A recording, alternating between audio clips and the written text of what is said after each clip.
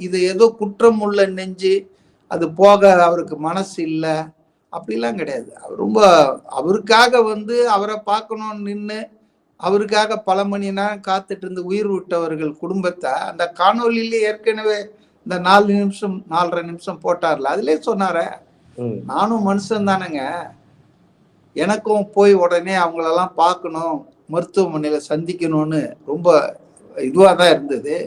ஆனா இன்னொரு அசம்பாவிதம் அதன் பொருட்டு நடந்துட்டா என்னால தாங்க முடியாது, அதனாலதான் வேற வழி இல்லாம நான் சென்னைக்கு திரும்பிட்டேன்னு சொல்றாரு. அதனால அவர் பக்கத்துல இருக்கிற அந்த நியாயத்தை நம்ம பார்க்கணும். ஏன்னா அவர் பேரை டேமேஜ் பண்ணணும், அவர் பேரை கெடுக்கணும்ன்றதுக்காக ஆளுங்கட்சிக்காரங்கள் முதல் நாள்ல இருந்தே ஆரம்பிச்சுட்டாங்க. இவர் தான் கொலையாளி, இவர் தான் இந்த கொலைகளுக்கு காரணம். அது ஒரு விபத்து.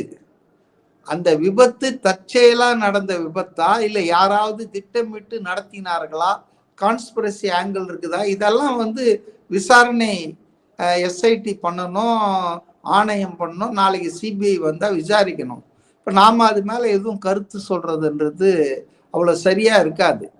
அப்படி இருக்கும்போது திமுக நிர்வாகிகள், பேச்சாளர்கள், உறுப்பினர்கள் இணையத்துல, புதுவெளியில, அதாவது எம்எல்ஏவா இருக்கிற செந்தில் பாலாஜியே பேசுறாரு, அதிகாரிகளே பேசுறாங்க.